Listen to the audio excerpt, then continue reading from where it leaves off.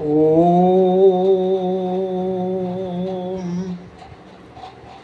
सजलजलदनीलं दर्शितोदारशीलं करतलधृतशैलं वेणुवाद्यरसालं व्रजजनकुलपालं कामिनीकेलिलोलं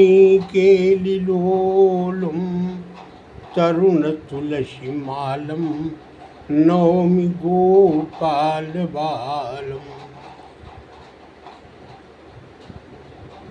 वसुदेवसुतं देवं कंसचाणूरमर्दनं देवकी परमानन्दं कृष्णं वन्दे जगद्गुरुं।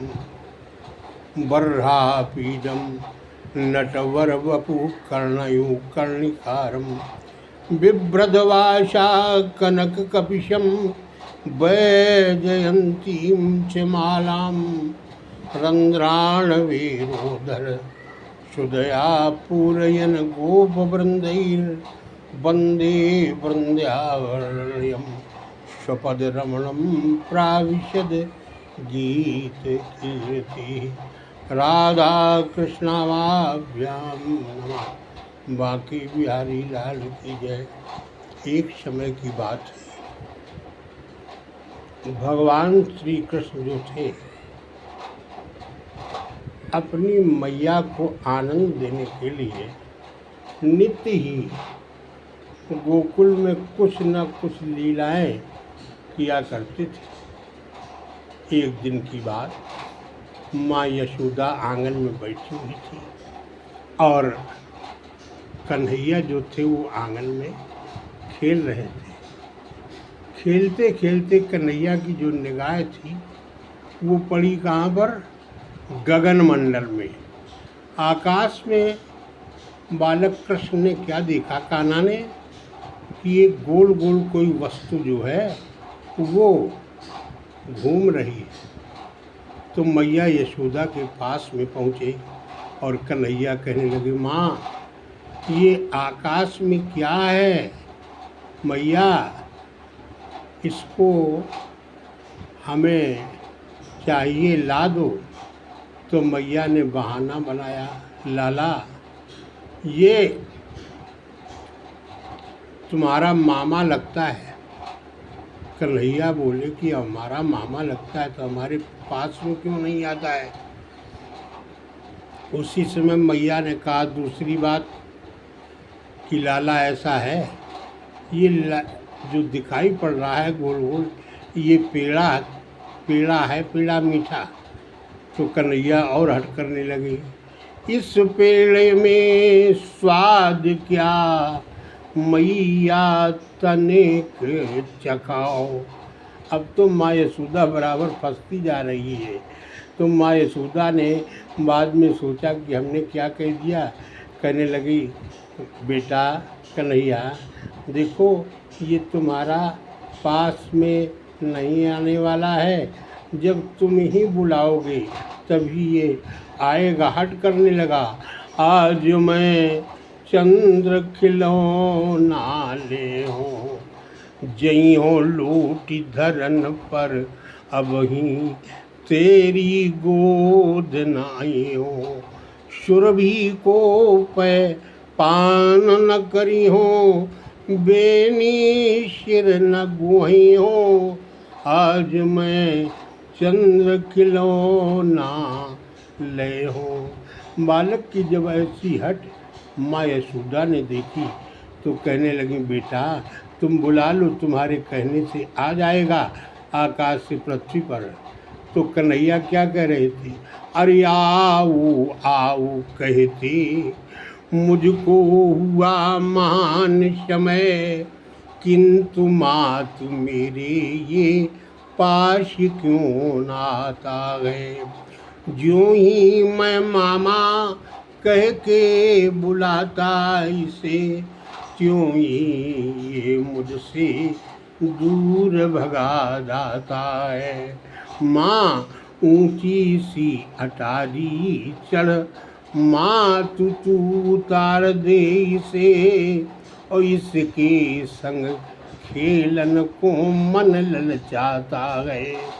इसे ना जो देगी मंगाए माँ तू मेरी, तू तो पूत मैं न तेरो और मेरी तू ना सुमाता गए। अब तो यशोदा के शरीर में श्रम बिंदु झलक आए। कन्हैया की बात को सुनकर के पसीने पसीने हो गई। तब तक एक पास में बगल में चतुर आली खड़ी थी सखी। उसने जब यशोदा को दुखी देखा तो उसने क्या किया, भवन में गई और एक थाल लेकर के उसमें जल भर करके कन्हैया के सामने रख दिया आकर के और कहा, लाल देखो तुम्हारा मामा तुम्हारे पास में आ गया। जब वो थाल आया तो थाली में नीर भरा उसने, उसमें प्रतिबिंब चंद्र का था। ये लीलाधर की लीला थी या ना जाने उसमें क्या था। कन्हैया ने देखा दिखाई पड़ रहा था, हाथ से तपकी लगाई तो जल थाली का हलने लगा और उसी समय वो चंद्रमा गायब हो गया। चंद्रमा गायब हो गया तब तो कहने लगे, माँ दिखाई नहीं पड़ता। तो थाली में हाथ लगाया, इधर उधर सिकलाने लगे, कहीं ऐसा तो नहीं है चंदा मामा जो है वो थाली के बाहर जमीन में निकल गया होगा। यूँ झुक कर थाली के नीचे देखा फिर चांद नहीं पाया। यूँ लीलाधर की लीला लख चंदा का मन भी हर्षाया। यूँ लीलाधर की लीला लख चंदा का मन भी हर्षाया। माँ ने कहा, बेटा हमने तो तुम्हें चंद्रमा बुला दिया था, कहाँ चला गया? हमने तो कहा था ले उलाल यह चंद्रमा आकाश से और लीन हो निकट बुलाए और रोवे इतने में क्यों तेरी श्याम बलाए। लेकिन तुमने थाल में हाथ लगा दिया इसलिए तुम्हारा मामा तुमसे दूर चला गया है। तो इस प्रकार से भगवान श्याम सुंदर जो है नित्य ही ब्रजमंडल में नई नई गोकुल में लीलाएं किया करते हैं। सभी लोग इनकी लीलाओं को देख करके मनमोहन की आनंदित होते हैं। इनका नाम कान्हा पड़ा, कान्हा कन्हुआ, अनेक रूपों से इनको बुलाया जाने लगा। इन्हें बुलाया जाने लगा अनेक रूपों से। गोपियाँ भी इनके बिना रह नहीं सकती थी, बड़ी प्रसन्न चित रहती थी इनसे मिल करके। नित्य अपने घरों में ले जाती हैं, बुला बुला करके माखन दूध दही खिलाती हैं। एक दिन की बात, अपनी शिखाओं को साथ में लेकर के भगवान कृष्ण एक गोपी के घर में घुस गए और वो गोपी जो थी कपाट उड़का करके अपने गोखरे माने गौशाला में गऊओं का दोहन करने के लिए निकल गई। इतने में मौका पाया, ग्वाल बाल सखाओं को साथ में लेकर के उसके भवन में प्रवेश किया और जो सीके पर मक्खन रखा था उसको पहले ग्वाल बालों को खिलाया, इसके बाद में स्वयं खाया और खा करके और वहाँ से धीरज में उतर करके निकलने लगे। तब तक वो गोपी गौशाला से आ गई, कन्हैया को देखा, ग्वाल बाल तो भाग गए, इनके हाथ को पकड़ लिया और हाथ को पकड़ करके घसीटती हुई बाबा नंद के भवन में ले गई। कहने लगी, मैया यशोदा तेरा कन्हैया जो ये है बड़ा ही ढीठ है, बड़ा ही लाला ढीठ है। कि रोज़ रोज़ हमारे यहाँ पर माखन खा आता है, मटकी फोड़ आता है। तो मैया ने जब देखा तो मुख में मक्खन लगा हुआ था, छड़ी उठाई और कहा, बेटा कान्हा तेरे यहाँ तो 1 लाख गऊओं का नित्य ही मक्खन बनता है, तुम दूसरे के घर में क्यों जाते हो? तो कन्हैया कहने लगे, मैया नहीं दोष इसमें कुछ मेरा माता, और मुझे हर घड़ी पर यही है बुलाती। ये क्या करती है, हमसे मक्खन की मटकियों में जो चींटियाँ हो जाती है वो बिनवाती है, हमारा हाथ उसमें डुबोती है, हम चींटियाँ बीनते बीनते परेशान हो जाते हैं, और जब खुजली लगती है उसी हाथ को अपने मुंह में लगा लेते हैं, वही हमारे मुख में लग गया है।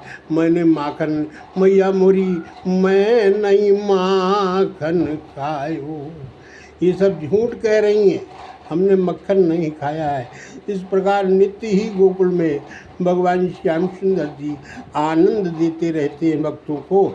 ये ईश्वर है, कृपा करते हैं बाल रूप में नारायण। जय बोलिए गोविंद भगवान की जय। गोविंद जय जय गोपाल जय जय, और राधा रमण हरि गोविंद जय जय। गोविंद जय जय गोपाल जय जय, राधा रमण हरि गोविंद जय जय।